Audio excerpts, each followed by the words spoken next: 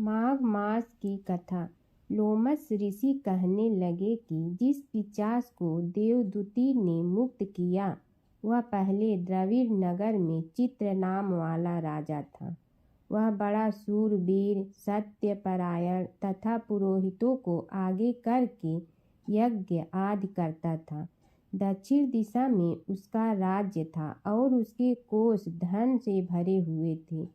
उसके पास बहुत से हाथी, घोड़े और रथ थे और वह अत्यंत शोभा को प्राप्त होता था। बहुत सी स्त्रियों के साथ क्रीड़ा करता था और अनेक यज्ञ उसने किए थे। वह नित्य अतिथियों की पूजा करता था और शस्त्र विद्या में निपुण था। ब्रह्मा, विष्णु, महेश तथा सूर्य की पूजा सदैव किया करता था। वह जंगल में भी स्त्रियों से घिरा हुआ क्रीड़ा किया करता था। एक बार वह पाखंडियों के मंदिर में गया और वेदहीन, भस्म लगाए महात्मा बने हुए पाखंडियों से उस राजा की बातचीत हुई। पाखंडियों ने कहा कि हे राजन, शैव धर्म की महिमा सुनो। इस धर्म के प्रभाव से मनुष्य पाप को काटकर मुक्त हो जाता है। सब वर्णों में शैव मत ही मुक्ति देने वाला है। शिव की आज्ञा के बिना दान, यज्ञ और तपों से कुछ नहीं बनता। शिव का सेवक होकर भस्म धारण करने, जटा रखने से ही मनुष्य मुक्त हो सकता है। जटा धारण करने तथा भस्म लेपन से ही मनुष्य शिव के समान हो जाता है। इसके बराबर कोई पुण्य नहीं। जटा भस्म धारण किए हुए सभी योगी शिव के सदृश होते हैं। अंध, जड़, नपुंसक तथा मूर्ख सब जटा से ही पहचाने जाते हैं। शूद्र वर्ण के शव भी पूजनीय हैं। विश्वामित्र क्षत्रिय होकर तप से ब्राह्मण हो गए। वाल्मीकि चोर होकर उत्तम ब्राह्मण हो गए। अतएव शिव पूजन में किसी बात का विचार नहीं है। तप से ही ब्रह्मत्व प्राप्त होता है, जन्म से नहीं। इस कारण शैव का दर्शन उत्तम है तथा शिव के सिवाय दूसरे देवता का पूजन न करें। शिव तपस्वी को विष्णु का त्याग करना चाहिए। विष्णु की मूर्ति का पूजन नहीं करना चाहिए।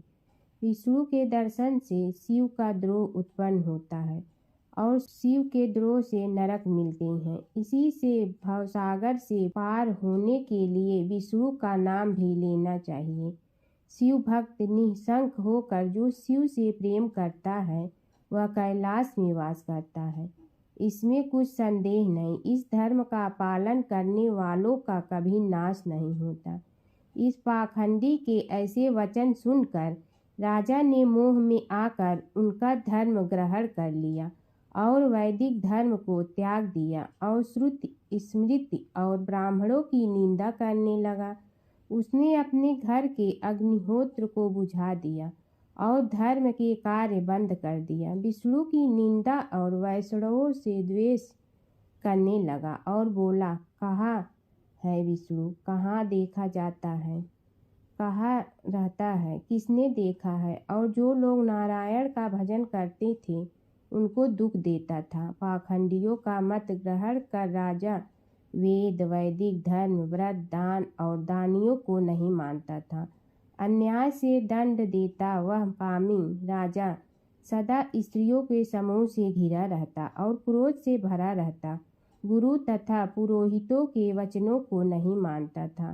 पाखंडियों पर विश्वास करता हुआ उनको गांव, हाथी, घोड़े और सुवर्ण आदि देता था। उनके सब कार्य करता, भस्म धारण करता और मस्तक पर जटा रखता था। और जो कोई विष्णु का नाम लेता उसको मृत्यु दंड दिया जाएगा। यह ढिढोरा उसने पिटवा दिया था। उसके भय से ब्राह्मणों तथा वैष्णवों ने उस देश को छोड़ दिया और दूसरे देशों में चले गए। सारे देशवासी केवल नदी के जल से जीते थे। जीविका से दुखी होकर वृक्ष आदि नहीं लगाते थे, न ही खेती बाड़ी करते थे। प्रजा अन्न के अभाव से गला सड़ा अन्न भी खा लेती थी। आचार विचार, अग्नि क्रिया सबको छोड़कर काल रूप की तरह वह राजा शासन करता था।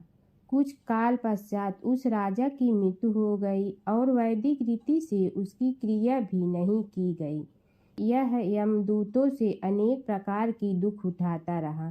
कहीं लोहे की किलों पर से चलना पड़ा, कहीं जलते अंगारों पर चलना पड़ा जहाँ सूर्य अति तीव्र था और न कोई छाया का वृक्ष था। कहीं लोहे के डंडों से पीटा गया, कहीं बड़े बड़े दांतों वाले भेड़ियों और कुत्तों से काटा गया। इस प्रकार दूसरे पापियों का हाहाकार सुनता हुआ वह राजा यमलोक में पहुंचा।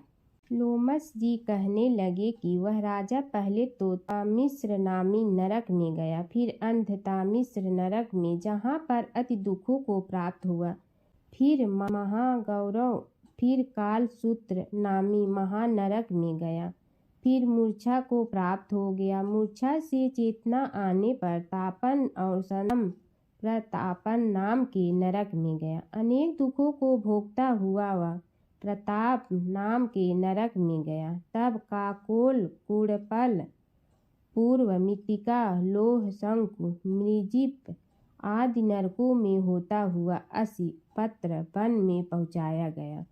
फिर लोह धारक आदि नरकों में गिराया गया। भगवान विष्णु के साथ द्वेष करने के कारण वह 21 युग तक भयंकर नरकों की यातना भोगता हुआ नरक से निकलकर हिमालय पर्वत पर बड़ा भारी पिचास हुआ।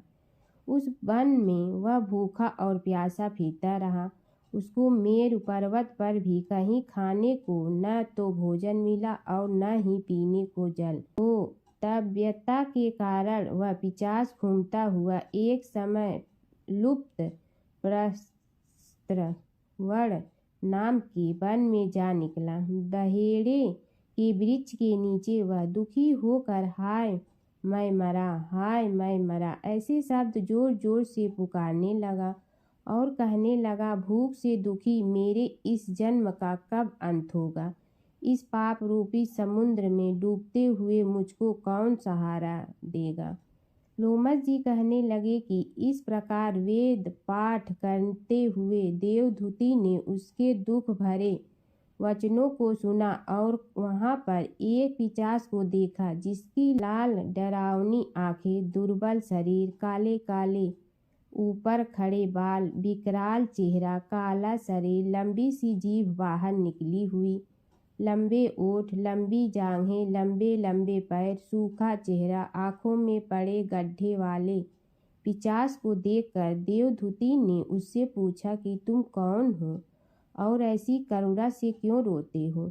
तुम्हारी यह दशा कैसे हुई और तुम्हारा मैं क्या उपकार करूं। मेरे आश्रम पर आ जाने से कोई प्राणी दुखी नहीं रहता और वैष्णव लोग आनंद ही करते हैं। सो हे भद्र, तुम अपने इस दुख का कारण जल्दी कहो, क्योंकि विद्वान मनोरथ पाने के लिए विलंब नहीं किया करते। ऐसे वचन सुनकर प्रेत रोना बंद करके विनीत भाव से कहने लगा कि हे द्विज, किसी बड़े पुण्य में मुझको आपके दर्शन हुए हैं। बिना पुण्य के साधुओं की संगत नहीं होती। और फिर उसने पहले जन्म का वृतांत कहा कि भगवान विष्णु के द्वेष के कारण मेरी यह दशा हुई है। जिस हरि का नाम यदि अंत समय में मनुष्य के मुख से निकल जाए तो मनुष्य विष्णु पद को प्राप्त होता है, जो सबका पालन करता है। उसी से मैंने द्वेष किया।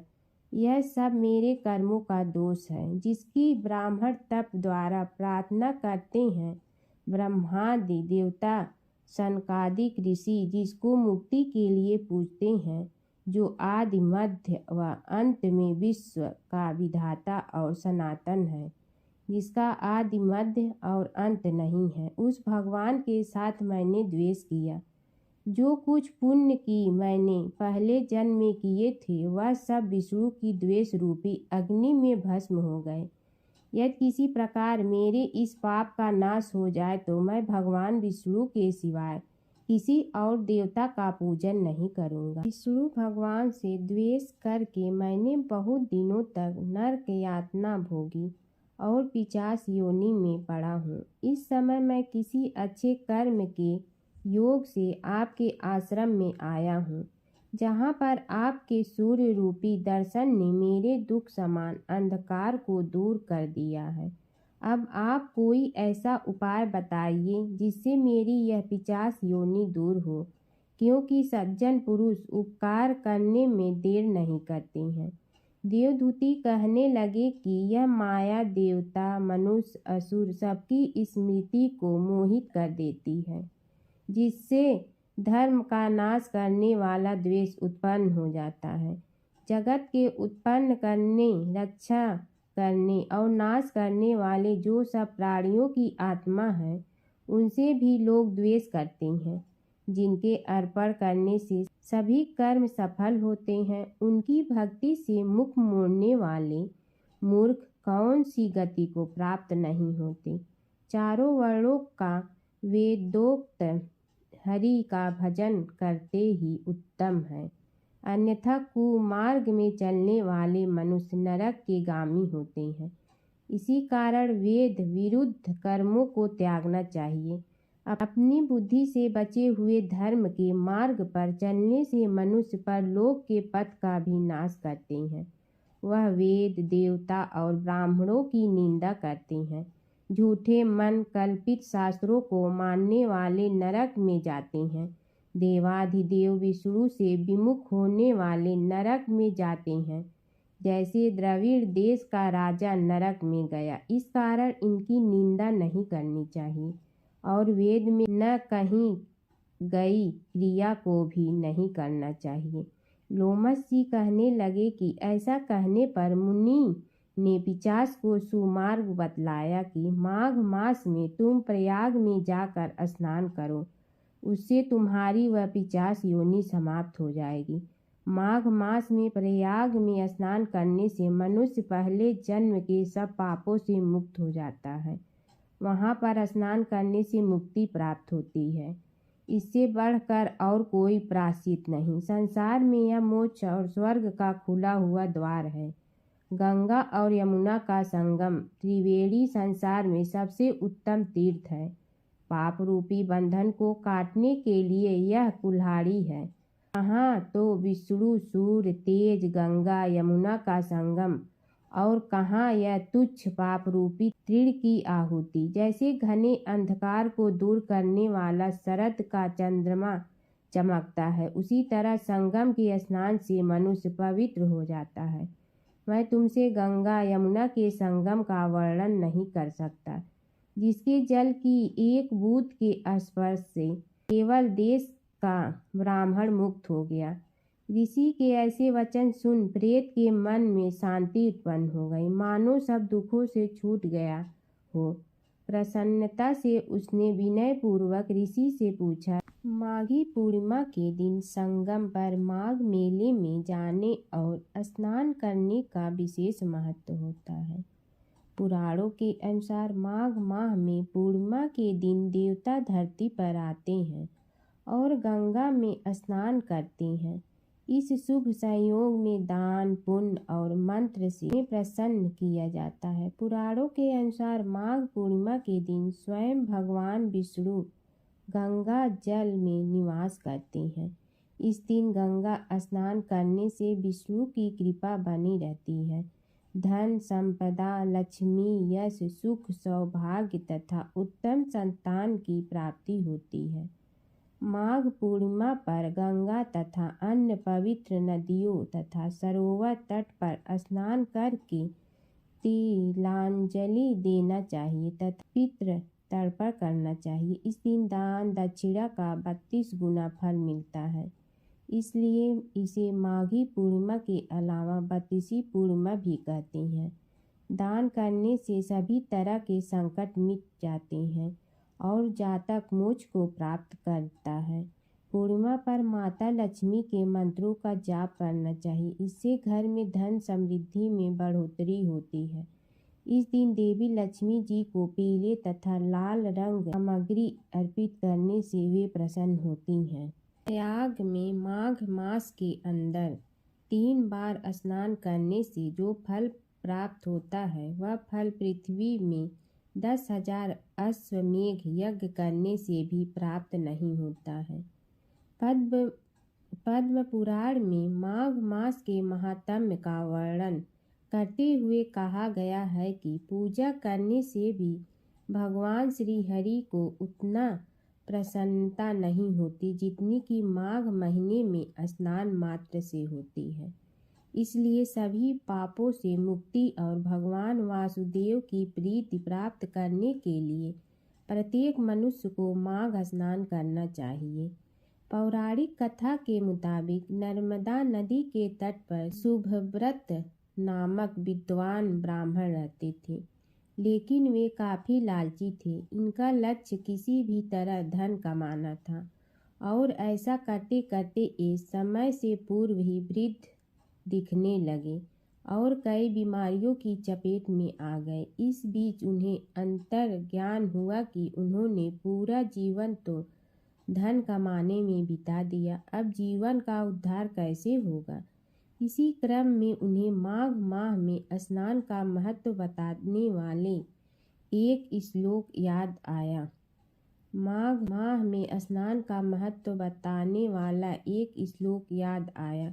इसके बाद स्नान का संकल्प लेकर ब्राह्मण नर्मदा नदी में स्नान करने लगे। करीब 9 दिनों तक स्नान के बाद उनकी तबीयत ज़्यादा खराब हो गई और मृत्यु का समय आ गया। वे सोच रहे थे कि जीवन में कोई सत्य कार्य न करने के कारण उन्हें नरक का दुख भोगना होगा, लेकिन वास्तव में मात्र 9 दिनों तक माघ मास में स्नान के कारण उन्हें मोक्ष की प्राप्ति हुई। ओम जय जगदीश हरे स्वामी जय जगदीश हरे, भक्त जनों के संकट क्षण में दूर करे। ओम जय जगदीश हरे, जो ध्यावे फल पावे दुख बिन दे मन का, सुख संपत्ति घर आवे कष्ट मिटे तन का।